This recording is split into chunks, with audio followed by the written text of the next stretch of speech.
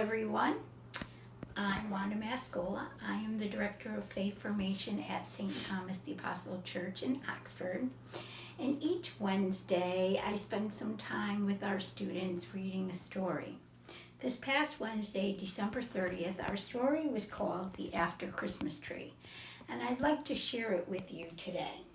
The author of this story is Linda Wagner Tyler, and Susan Davis illustrated or drew the pictures. On the dedication page, Linda has dedicated this page to her mom and dad for giving her the best wonderful childhood years that she can imagine, and also for her sister Sally, who is her twin. So it was New Year's Day, and it was time to take down the Christmas tree. I feel sad when Christmas is over. We had so much fun making cards and presents and baking cookies. We participated in our annual Christmas pageant, and we had a caroling party. We found the perfect Christmas tree. It was so tall we had to make extra paper chains to fill it up. Why does such a great season have to end so soon? I asked my mom. And Mom said, I have an idea to make it last longer. How about a winter party?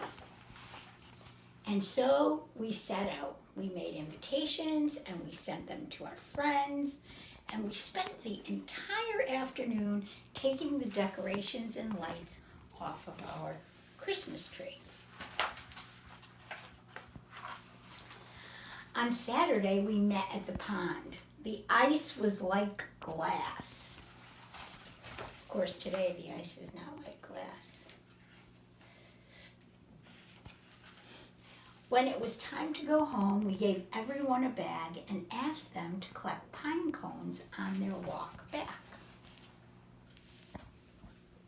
Geez, I wonder what they want, why they want them to collect these pine cones.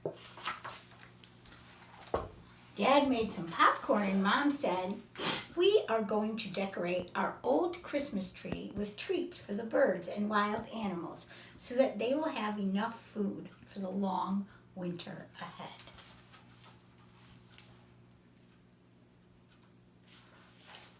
We gathered around the table and covered the pine cones with peanut butter, rolled them up in birdseed. We strung popcorn and berries.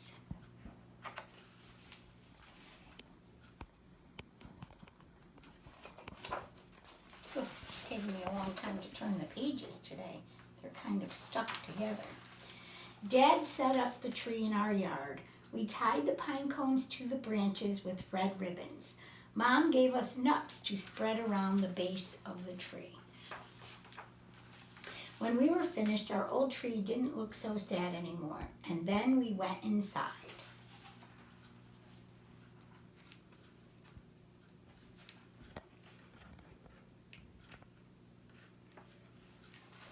Mom and Dad passed out the hot chocolate while we watched the party outside. I don't know if you can see, there's the tree, kind of bare, but with all the treats that they made.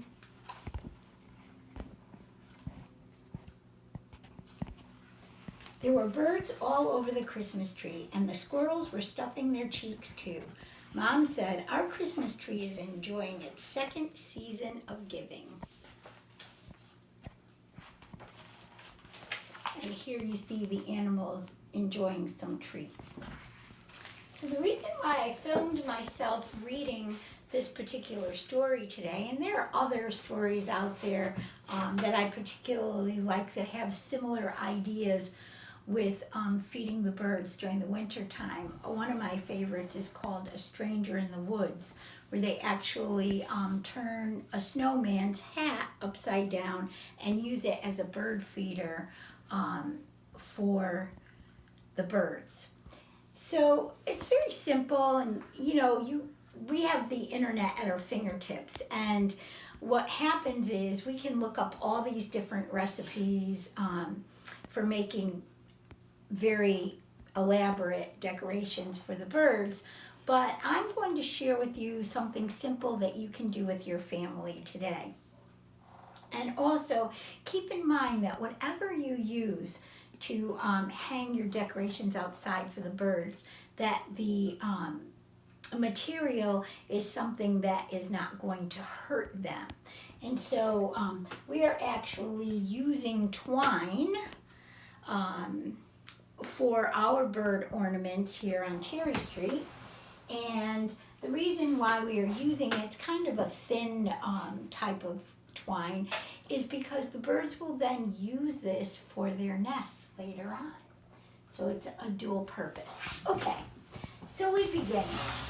What you'll need is some household items like a scissors, something to spread your peanut butter with, and something sharp that will poke a hole in the bread. I like to use this apple core because it twists a little bit and it makes a very nice hole in the bread. Just be careful because the edges are sharp with that. You'll also need peanut butter, but for those of our friends that cannot be around peanut butter, you can also use Crisco.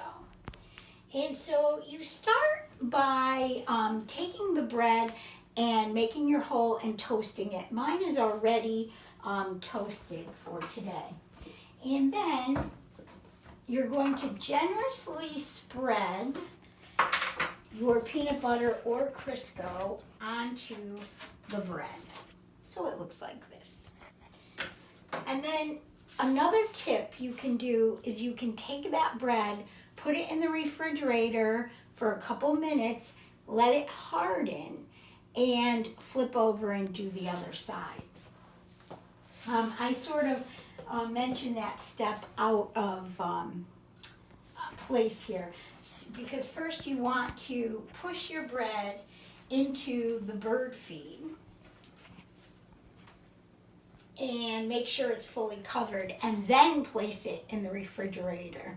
I like to, once you bring the bread out of the refrigerator, put it back on the bird feed, I like to spread the peanut butter on the other side of the bread. So this way here, while you're spreading, it's also having the bird seed attached to the other side. And then flip it over. And for those of us who like to get messy, you can push in and take some of the extra bird seed and push it down onto the bread. And then once you're finished, you're going to locate that hole that you made. I'm just going to push some more seed in here. And when you find that hole, or you can even kind of just redo it a little bit, just be very careful because if you break it, you won't be able to get the string through. And then I take the string that I cut, it's about the length of this Ziploc bag. If you notice, I cut open a Ziploc bag and put it on the table to protect the table before I got started. And plus it's easy to wrap up the birdseed when you're done. So then I'm gonna use my scissors and just gently push the twine through to the other side. And then once you have that, you can tie it and closer to the top so it hangs generously.